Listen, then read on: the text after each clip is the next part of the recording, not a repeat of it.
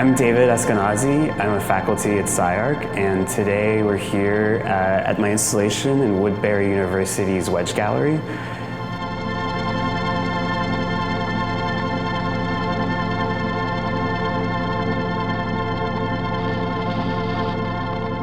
So I've been thinking a lot about models in architecture, the way that they're constructed, typically by architects, paper models, and that paper models have a pretty specific way of being constructed and being constructed a specific size, typically quarter scale, eighth inch scale, 1 to 100, whatever that is. And those models are usually roughly here in size. And there's a way that we make those things with paper, the way that we make models stand up so that they might have model structure in them.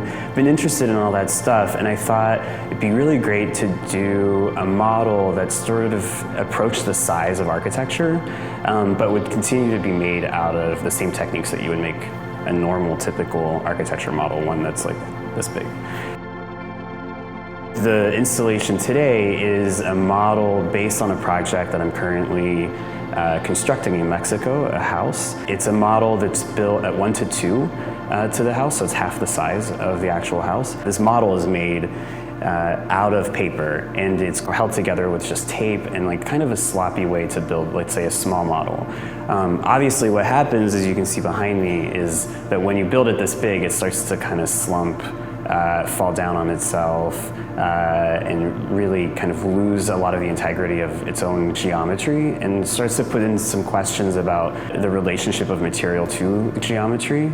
If paper, as it turns out, is kind of structural, it actually can hold itself up at certain sizes. Like if you have a small model, it's really easy for paper to just stay put and be nice and rigid. When you have a giant piece of paper, that same rigidity now becomes a lot more, flexible and slumpy, and changes the sort of aesthetic project altogether. I was thinking about how a gallery installation in architecture could approach the actual project of doing buildings, which is ostensibly what architects are doing more than they are doing installations in galleries, and starting to question a little bit about what it is that we put inside of galleries. Like, could we actually do a building inside of a gallery? Where is the edge of an art piece meet the edge of an architecture practice? It seems to evoke to me a kind of pacifism in architecture. It's a little bit resistant to kind of grandeur.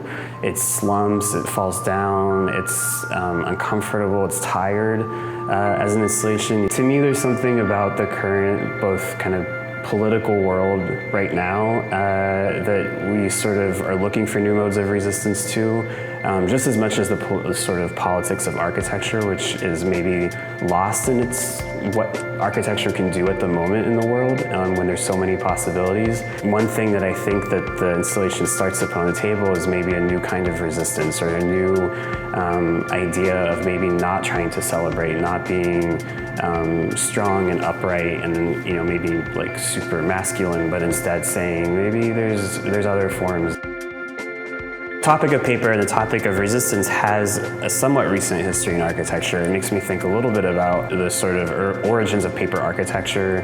These were practices that were interested in not necessarily building, but making some kind of exploratory or intellectual project through drawings and through models and things like that. The term paper architecture came out of that. They were making drawings on paper, building models out of paper, not necessarily building.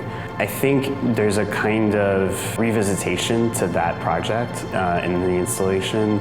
Maybe today we can go back and look at where maybe that idea left off, which was a little bit just purely in the world of representation, meaning drawings and models only, but never the buildings actually being made out of paper. It was always understood that those things were different, and that the paper always stood in as the kind of white, rigid material that would represent perhaps concrete or perhaps steel or perhaps something that ended up kind of being heroic. For me, it was interesting to look back at that history and then look back at the history of paper and architecture in LA, especially cardboard, and to think that perhaps we can revisit that proposition that maybe paper can be conceptual and a material, and instead now look at where are we, let's say politically and intellectually, maybe 40 years later, and think about new possibilities for quote-unquote paper architecture.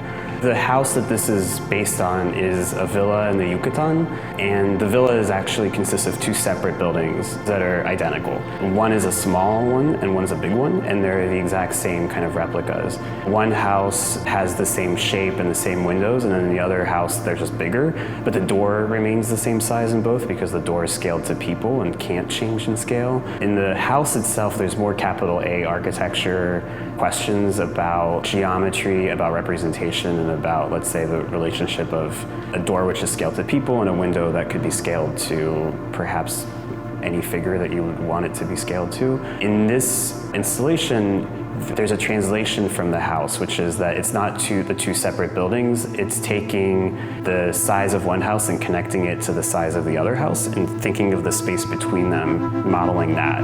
What was interesting to me when I looked at the Wedge Gallery is because it is a wedge, literally in plan, the plan of the Wedge Gallery matched the exact same proportion as the difference between the large size of the house in the Yucatan and the small size of the other building in Yucatan. So I was able to sort of take this sort of imaginary space between the two buildings in that project and fit them perfectly into this gallery. So the art references, I think, are pretty visible in the project, definitely some of which surround Robert Smithson, and when he traveled to the Yucatan and did the mirror displacements and thought about, let's say, one thing in one place and one thing in a different place. You could also look at his pointless vanishing point sculpture, which I think formally is almost a replica. I definitely think that the materiality does evoke things that seem like detritus, like brown paper bags or Amazon boxes, or the things that are not usually the thing that you want, the stuff that you bought and then you throw away and you don't really want it around.